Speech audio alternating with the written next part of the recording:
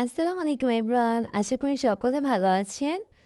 আজকে আমি চলে এসেছি আপনাদের সাথে শেয়ার করার জন্য নতুন একটি রেসিপি। আজকে আমি তৈরি করে দেখাবো মজাদার ছানার সন্দেশ।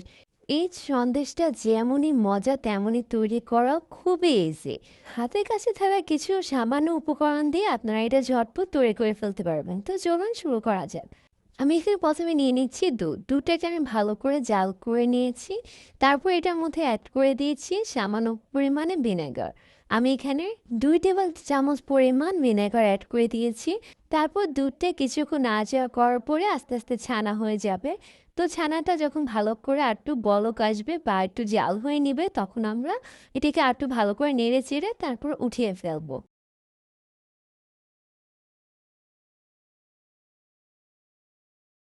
তারপর আমি একটা পরিষ্কার সুতি কাপড়ের মধ্যে ছানাগুলোকে নিয়ে ভালো করে হাত দিয়ে চিপে চিপে তার মধ্যে থাকা পানিগুলো ঝরিয়ে নিচ্ছি।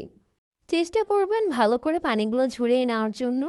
তারপর আমি ছানাগুলোকে একটা প্লেটে নিয়ে নিচ্ছি। ছানাগুলোকে ভালো করে মথে দিতে হবে যেন কোনো দলা না পেকে থেকে।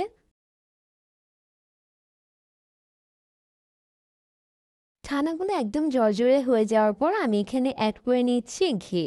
আমি এখানে ২ কেজি দুধ দিয়ে ছানাটা তৈরি করেছি, তার জন্য আমার ২ টেবিল চামচ পরিমাণ ঘি লেগেছে।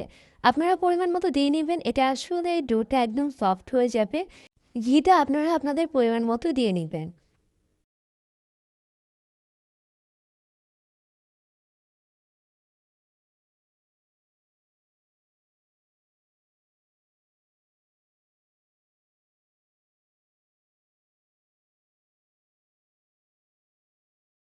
ডোটা একদম সফট হয়ে গেলে আমি এখানে দিয়ে দিচ্ছি ১ টেবিল চামচ কর্নফ্লাওয়ার। কর্নফ্লাওয়ারটা দিয়ে ভালো করে মথে নেবেন।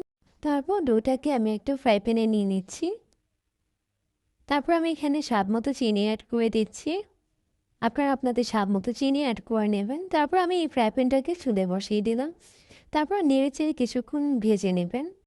ছানার সাথে যখন চিনিটা একদম ভালো করে মিক্স হয়ে যাবে এবং এক্সট্রা পানিটা সামান্য টেনে যাবে তখন আমি এটাকে উঠিয়ে ৬ ঘন্টার জন্য ফ্রিজে রেখে দেব।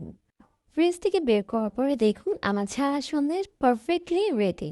হাতের কাছে থাকা সামান্য কিছু উপকরণ দিয়ে যদি এত মজার একটি সন্দেশ তৈরি করে ফেলা যায় তাহলে আপনারা কেন আর বসে থাকবেন? তৈরি করে ফেলুন এমন একটি মজার সন্দেশ। খেতে যেমনই মজা তেমনই বানানো খুবই সহজ। অবশ্যই কমেন্ট করে জানাবেন আপনাদের কাছে রেসিপিটা কেমন লেগেছে। এমন মজাদার এবং সহজ রেসিপি পেতে সাবস্ক্রাইব করে পাশেই থাকুন। Thank you for watching.